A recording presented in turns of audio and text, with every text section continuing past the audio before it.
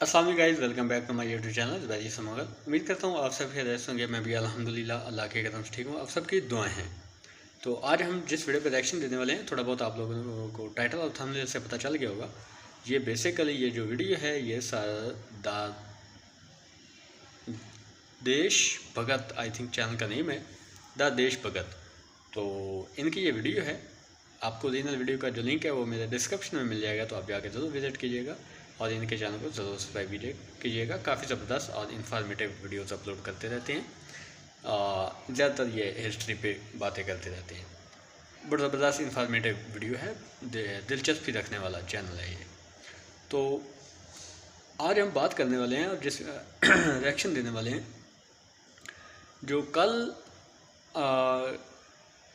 हसीना वाले जो है वो अब मुल्क छोड़कर भागी। क्यों भागी, इसके पीछे क्या रीज़न था, ये जो तहरीक चली, ये इतना बड़ा मामलात हुआ, ये सारा कुछ कैसे हुआ, क्या मतलब कि अचानक से मतलब कि 2-4 दिन के अंदर तहरीक उठती है और उसको 1-2 दिन के लिए फिर बैठ जाती है, फिर उठ जाती है, और जब फिर उठती है तो फिर कर्फ्यू वगैरह नाफिज होता है, बड़ा हलाकतें होती हैं, आदमी लोग मर जाते हैं। मरते तो खैर हज़ारों की तादाद में हैं, लेकिन बताया 200-300 जाते हैं। तो इसी वीडियो को लेकर हम वीडियो को स्टार्ट करते हैं। वीडियो स्टार्ट करने से पहले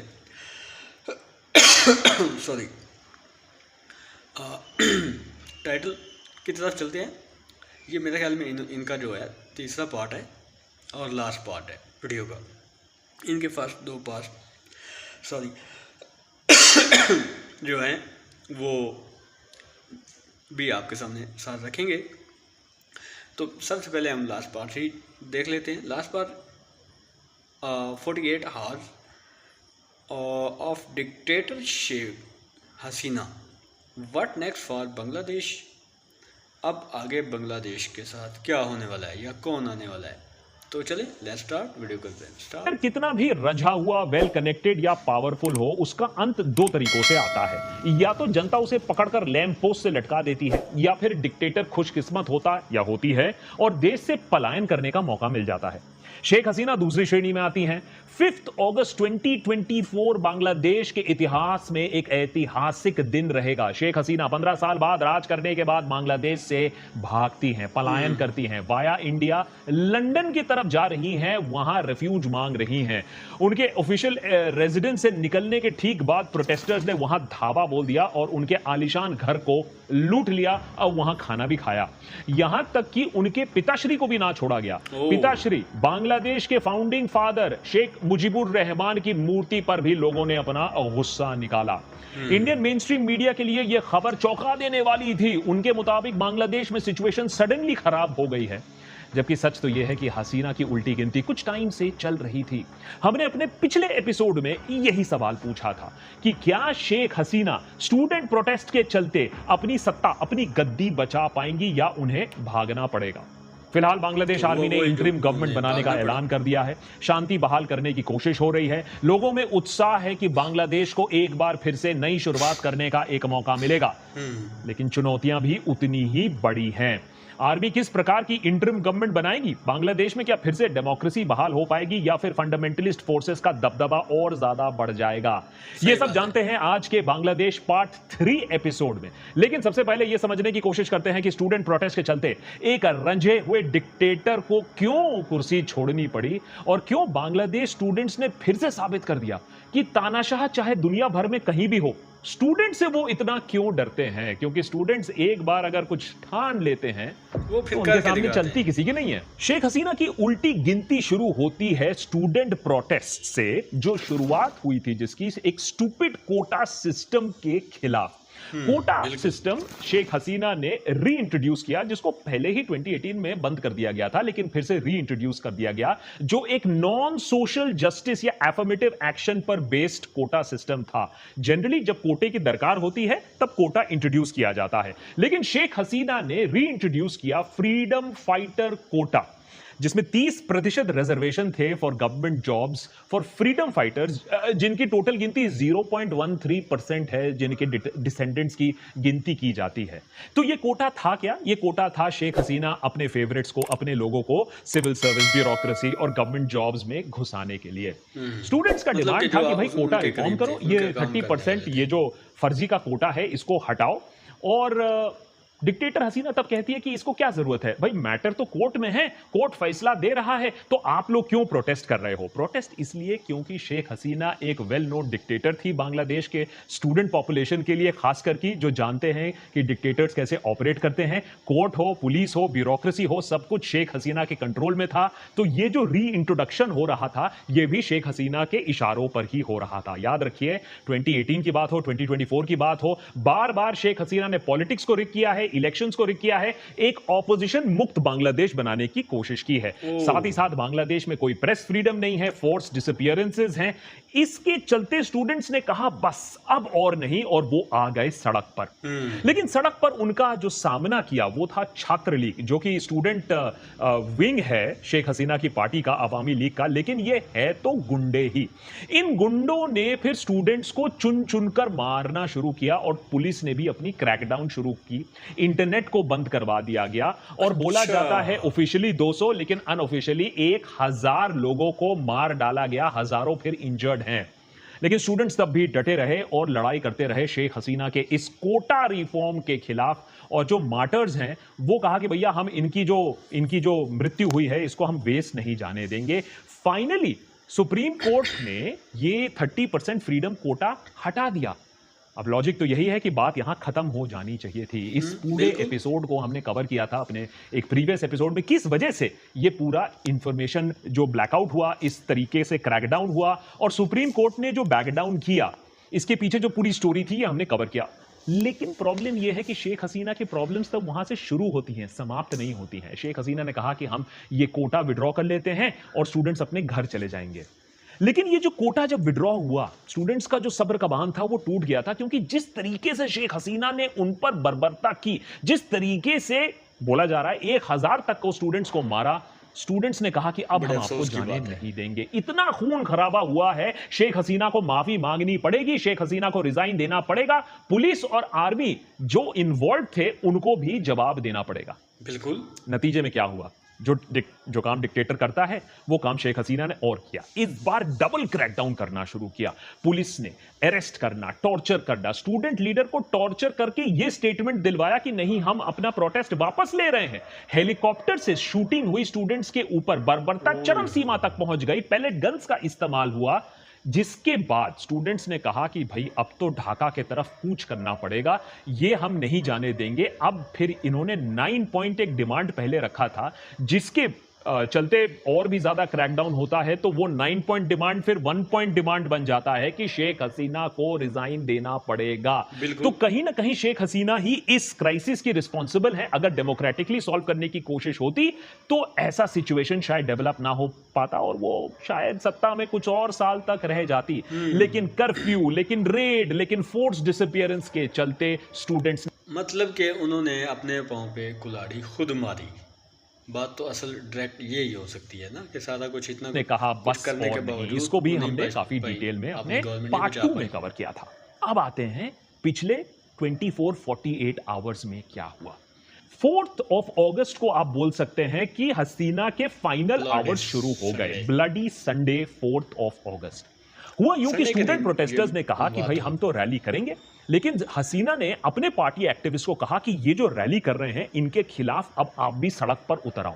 बैड आइडिया, बिगिनिंग से ही एक बैड आइडिया था, क्योंकि आप एक क्लैश को सेटअप कर रहे हो। यहां आर्मी पुलिस नहीं, छात्र लीग, अब आवामी लीग की छात्र लीग लोगों को काउंटर करेगी। अब ये आवामी लीग के जो एक्टिविस्ट बोलना नहीं चाहिए था, आवामी लीग के ये जो गुंडे हैं ये आर्म्ड थे, इनके पास बंदूकें थी और हसीना तो डिक्टेटर है। हसीना ने सोचा कि ये बंदूक देखकर फिर से जो स्टूडेंट्स मारे जाएंगे, उसके बाद ये प्रोटेस्ट अपने आप नीचे हो जाएगी। कोटा तो मैंने पहले से ही विड्रॉ कर दिया। लेकिन कहीं ना कहीं शेख हसीना का ये कैलकुलेशन बैकफायर करता है। शेख हसीना ने सोचा क्या होगा कि भाई दोनों तरफ से अगर कुछ मारपीट होती भी है, गोलियां चलती भी हैं, दोनों तरफ से जब लोग मरेंगे तो वो कह देगी ये देखिए जमात इसमें इन्वॉल्व था, बीएनपी इसमें इन्वॉल्व था और ये अराजकता फैलाने के लिए किया जा रहा है, मुझे बांग्लादेश को डिस्टेबलाइज करने के लिए किया जा रहा है, इसीलिए मैंने ये कदम उठाया।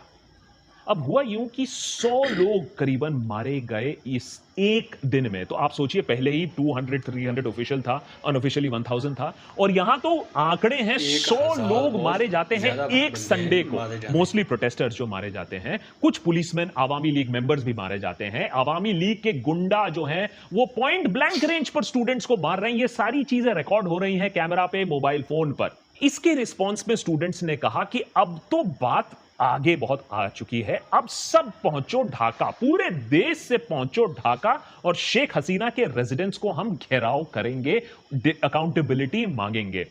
अब तब तो भाई पुलिस और पैरामिलिट्री फोर्सेस ने उसको कवर कर लिया, हाउस को बचाने की कोशिश की, लेकिन जो स्टूडेंट कन्वीनर्स हैं उन्होंने बात साफ कर दी कि हम तो पीसफुली प्रोटेस्ट कर रहे थे, आवामी लीग, छात्र लीग, इनके गुंडों ने हमें मारा, हमारे 100 के आसपास लोगों को मारा, 99% जो बांग्लादेश के लोग हैं अब इस रिजीम के खिलाफ हैं, हम तो एक डेमोक्रेटिक स्टेट चाहते हैं अपने फ्यूचर जनरेशन के लिए, अब जितना भी वो हमारे ऊपर गोली चलाएंगे हम और भी ज्यादा प्रोटेस्ट करेंगे। वो एक कहावत है ना कि इतना भी मत डराओ कि डर का डर ही खत्म हो जाए, उसी तरीके से स्टूडेंट्स में डर ही बाहर निकल गया, मारना है तो मार डालो लेकिन हम पीछे नहीं हटेंगे। बिल्कुल।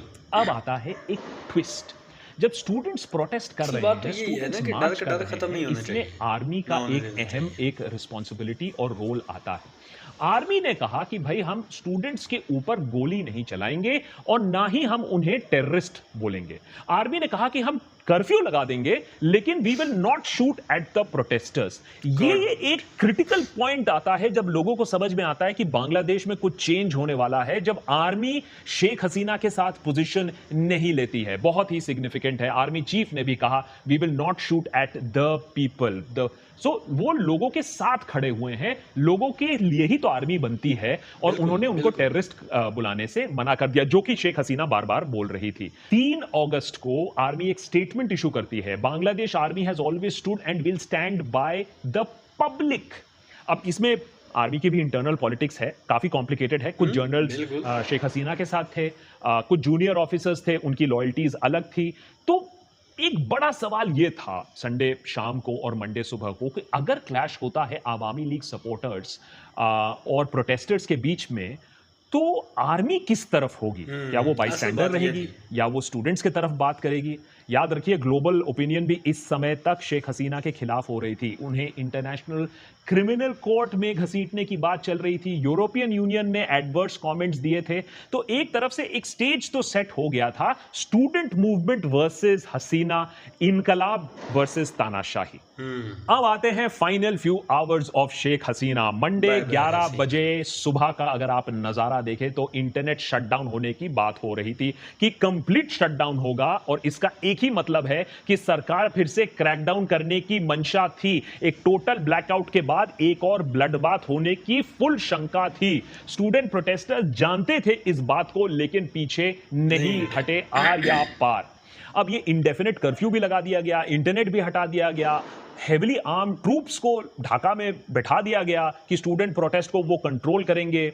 अगर आप बात करें शहीद मीनार, लैंग्वेज मार्टर्स मेमोरियल, यहां क्लैशेस भी देखे गए। मोबाइल, ब्रॉडबैंड, इंटरनेट सब सस्पेंडेड, फेसबुक, यूट्यूब, व्हाट्सएप, आप जो भी बता दें सब पे रिस्ट्रिक्शंस है। लेकिन आर्मी यहां came through for democracy. Army ने ये साइन दिखाना शुरू कर दिया कि भाई वो तो स्टूडेंट के साथ हैं और शेख हसीना को ही रिजाइन करना पड़ा। और ऑब्वियसली जैसे मैंने बताया कि आर्मी ने बार बार ये दिखा दिया कि स्टूडेंट प्रोटेस्टर्स के ऊपर वो फायर नहीं कर रहे थे। 12 बजे आर्मी चीफ जनरल वकरुज़्ज़मा ने बोल दिया कि वो एक नेशन को एड्रेस करेंगे 2 बजे बांग्लादेश टाइम। इससे साफ हो गया कि बांग्लादेश में एक बड़ा खेल चल रहा है। बहुत लोग एक्साइटेड हो गए कि क्या सच में ये स्टूडेंट प्रोटेस्ट ने एक डिक्टेटर को ओवरथ्रो कर दिया? क्या ये बात सच है कि आर्मी एक स्टेट ऑफ इमरजेंसी डिक्लेयर कर सकती है? लेकिन state of emergency technically army declare नहीं कर सकती है, प्रेसिडेंट को डिक्लेयर करना पड़ता है। तो क्या हो सकता है कि शेख हसीना ही रिजाइन कर दे रही है? 1 बजे तक खुद पीएम ऑफिस, शेख हसीना के ऑफिस के सीनियर ऑफिशियल ने यह कह दिया कि सिचुएशन अभी काफी फ्लक्स में है, कुछ भी हो सकता है। आर्मी चीफ फिर अपना पब्लिक एड्रेस जो है, nation address to the nation है, वो 3 बजे तक पुश करते हैं। ओके। लेकिन अब तक लोगों को समझ में आ चुका था, वो यूफोरिया और जुबिलेशन आपको सड़कों पर दिखने लगा था बांग्लादेश के ढाका के 130 पर यह बात कंफर्म होने लगती है कि शेख हसीना ने रिजाइन कर दिया है और वो पलायन कर रही हैं। उस समय बात थी कि वो इंडिया की तरफ पलायन कर रही हैं। लोगों का उत्साह और तेज, जश्न मनाने आ गए, सड़क पर आ गए और आर्मी को भी, आर्मी पर्सनल को फूल दिया जा रहा था। इसको बांग्लादेश का सेकंड इंडिपेंडेंस बोला जा रहा था। 2 बजे का अपडेट यह आया कि गौरव भवन, जो शेख हसीना का ऑफिशियल रेजिडेंस है, वहां से वो निकल चुकी हैं अपनी बहन के साथ। अब वो एक स्पीच रिकॉर्ड करना चाहती थी, लेकिन वो भी उन्हें नहीं करने दिया गया। सिर्फ एक रेजिग्नेशन और उसके बाद यहां से पलायन। तो लिटरली आप समझ लीजिए शेख हसीना को एग्जाइल में डाला गया। कितने प्रेशर के अंदर डाला गया, कितने थ्रेट के अंदर डाला गया, आर्मी का इसमें क्या रोल था, कितना था, ये चीज अभी बाहर नहीं आई है। लेकिन रेजिग्नेशन कंफर्म्ड होता है, उनका फ्लीइंग कंफर्म्ड होता है। पहले बात थी कि वो इंडिया की तरफ आ रही है, लेकिन अब लग रहा है वाया इंडिया वो लंदन की तरफ जा रही हैं, जहां वो रेफ्यूज मांगेंगी। गौरव भवन में स्टूडेंट्स एंटर करते हैं, वहां की आलीशान चीजें देखते हैं, वहां लंच खाते हैं और फिर प्राइम मिनिस्टर के ऑफिशियल रेजिडेंट्स को लूटा भी जाता है। वहां से चीजें बाहर भी स्टूडेंट्स ले जाते हैं। 3 बजे का अपडेट यह होता है कि आर्मी चीफ आते हैं, नेशनल टेलीविजन पर आते हैं और एक बेटर फ्यूचर की एक गुहार लगाते हैं। कहते हैं कि अब फाइटिंग और किलिंग से कुछ नहीं होने वाला है। ये जो डिस्ट्रक्शन है, ये जो प्रोटेस्ट है, अब इसे रोकने की दरकार है। जो भी गिल्टी है, ये जिस तरीके से स्टूडेंट्स को बर्बरता से मारा गया था, जो भी गिल्टी है उन्हें पनिश किया जाएगा। आर्मी चीफ कहते हैं कि वो सारे लीडर से बात कर चुके हैं, पॉलिटिकल पार्टी के लीडर से बात कर चुके हैं, काफी पॉजिटिव उनकी बातचीत हुई है और इसके बाद एक इंटरिम गवर्नमेंट बनाया जा रहा है। तो इस इंटरिम गवर्नमेंट के बनने के बाद आशा यह हो रही है कि बांग्लादेश में कम से कम जिस तरीके के प्रोटेस्ट देखे गए, जिस तरीके की खूंखार बने ब्लड शेड जो देखा गया, कम से कम वो अब रुक जाए। फिलहाल बांग्लादेश में एक सेलिब्रेशन का तो माहौल है, जुबिलेशन का माहौल है। हर दूसरे शहर से यह खबर आ रही है कि बांग्लादेश जीता, डेमोक्रेसी जीता और एक डिक्टेटर हारी। याद रखिए, शेख हसीना ने डेमोक्रेसी को भी ताक पर रख दिया था। पिछला इलेक्शन एक वन पार्टी सिस्टम को ही बांग्लादेश में इन्फोर्स लाया था, जब उनकी आवामी लीग ने ही मेन पार्टी थी जिसने इलेक्शन लड़ा। लेकिन जहां एक तरफ सेलिब्रेशन है, दूसरी तरफ वहां घोर चिंता का भी विषय है। अभी अराजकता बांग्लादेश में देखी जा रही है। गौरव भवन को लूटा गया, यह तो एक बात है। वहां खबर यह आ रही है कि आवामी लीग के मिनिस्टर सब कुछ आग लगा रहे हैं, सारे डॉक्यूमेंट्स को आग लगा रहे हैं, जिससे उनके किए धरे का पता ना चल पाए लोगों को। उधर लोगों में भी मतलब के जो उन्होंने खुद मतलब के किया धरा है, वो सारा कुछ वो उनके जो डॉक्यूमेंट्स हैं वो ख़त्म करने की कोशिश की जा रही है, जैसे कि हमारे यहाँ होता रहा है, आपको पता भी है। उसी तरह सेम ये मुझे सारा कुछ देखते ना सेम पाकिस्तान जैसी सिचुएशन नज़र आ रही है। इतना ज्यादा गुस्सा है, अभी लॉ एंड ऑर्डर नहीं है, तो वो भी एक वायलेंट मॉब बन रहे हैं। शेख हसीना ने रिजाइन कर दिया है, लेकिन इसके बाद भी वो एग्रेसिवली अटैक कर रहे हैं। कुछ हाउसेस पर अटैक की खबर है, कुछ माइनॉरिटी ग्रुप्स पर अटैक की खबर है, स्टैचूज, पब्लिक इंस्टीट्यूशंस, उस पर अटैक की खबर है, वैंडलिज्म की खबर जगह जगह से आ रही है। स्टूडेंट प्रोटेस्टर्स ये कह रहे हैं कि वो ये सारा काम छात्र लीग के लोग कर रहे हैं और वो इंश्योर करेंगे कि माइनॉरिटीज के खिलाफ कोई अटैक ना हो।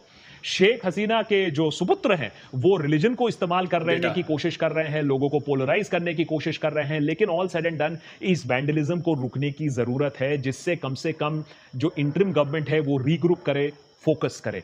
सबसे पहला काम जो इंटरिम गवर्नमेंट का है वो ये है कि आवामी लीग ने जिन स्टूडेंट्स को अरेस्ट किया, जिन लोगों को गायब कर दिया, जिन लोगों को सीक्रेटली डिटेन कर लिया, उनको कम से कम इमीडिएटली वापस दिया जाए। जो जिंदा है, बहुत सारे लोग मारे गए हैं, इस पे कोई डाउट नहीं है, लेकिन जो जिंदा है उन्हें इमीडिएटली रिलीज किया जाए।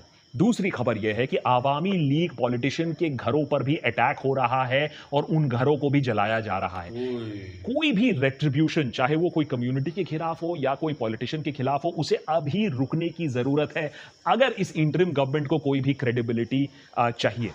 तीसरा फैक्टर, और ख़ास करके इंडिया के लिए बहुत इंपॉर्टेंट फैक्टर है। शेख हसीना इंडिया की एक एलाई थी। इंडिया काफ़ी वरिड होगा कि अब बांग्लादेश में क्या होने वाला है, बिल्कुल। क्योंकि जो दूसरी बड़ी पार्टी है बांग्लादेश में वो है बांग्लादेश नेशनलिस्ट पार्टी बीएनपी, और इंडिया का ओके, बीएनपी के साथ बीएनपी। रिलेशनशिप काफ़ी कॉम्प्लिकेटेड रहा है। अब ये बात मदद नहीं करती इस रिलेशनशिप में कि बीएनपी जानबूझ के अनहेल्पफुल रही है जहां तक हमारी सिक्योरिटी एस्टैब्लिशमेंट के साथ है। उल्फा जैसे जो मिलिटेंट आउटफिट्स हैं वो बांग्लादेश में जाकर पनाह लेते हैं और बीएनपी ने हमें मदद नहीं की उन्हें सीक आउट करने के लिए। याद रखिए बीएनपी के क्लोजर रिलेशंस हैं पाकिस्तान और चाइना के साथ, तो obviously government of India suspicious है। इस्लामिस्ट ग्रुप्स के साथ भी पार्टनर किया है बीएनपी के, और चाइना की इकोनॉमिक प्रोजेक्ट्स शायद अब प्राइमेसी ले, इंडिया के प्रोजेक्ट्स शायद वहां रुक जाएं। तो एक डिस्ट्रस्ट का माहौल है बीएनपी के साथ, और इसीलिए गवर्नमेंट ऑफ इंडिया भी अभी वरिड है कि किस तरीके का पॉलिटिकल फॉर्मेशन अब आगे आएगा। साथ ही साथ गवर्नमेंट ऑफ इंडिया के लिए एक बहुत बड़ा हेडेक रहेगा कि ये जो इंटरिम गवर्नमेंट है और फिलहाल जो आर्मी है, क्या वो कोई एंटी माइनॉरिटी वायलेंस रोक पाएगा बांग्लादेश में, क्योंकि खबर ये है कि ऐसी प्लानिंग हो सकती है कि माइनॉरिटीज हिंदूज पर अटैक हो जाए। तो ये पीरियड ऑफ इंस्टेबिलिटी में स्टूडेंट ग्रुप्स का, और मेरी रिक्वेस्ट होगी स्टूडेंट ग्रुप से, वो इंश्योर करें कि बांग्लादेश के रेप्यूटेशन को, बांग्लादेश की माइनॉरिटीज को कोई अटैक ना कर पाए, सिचुएशन को और खराब ना कर पाए, बांग्लादेश की इमेज को और टार्निश ना कर पाए।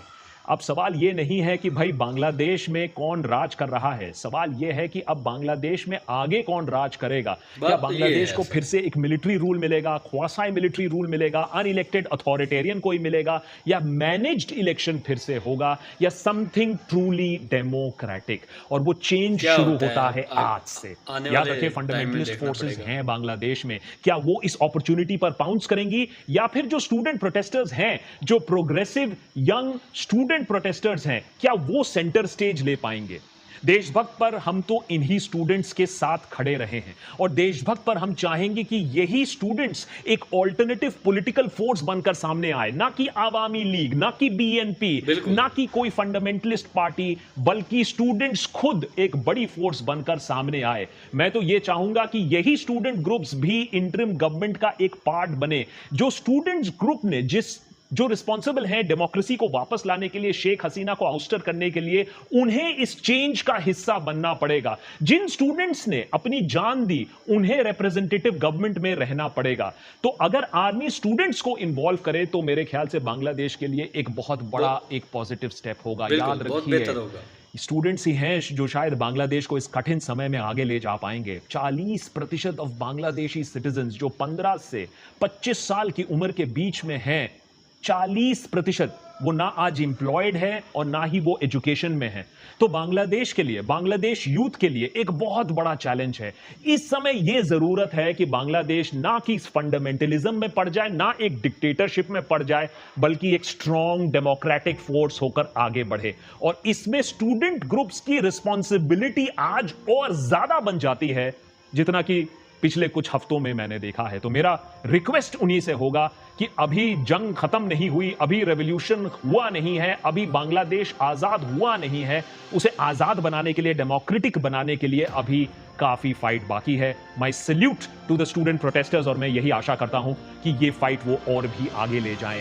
Genuine democracy. बिल्कुल सही बात कर रहे थे कि जो स्टूडेंट यूनियन है उसको चाहिए कि आप गवर्नमेंट का हिस्सा बने खुद, ना कि कोई वहाँ की पार्टी गवर्नमेंट बनाए, ना आदमी बनाए।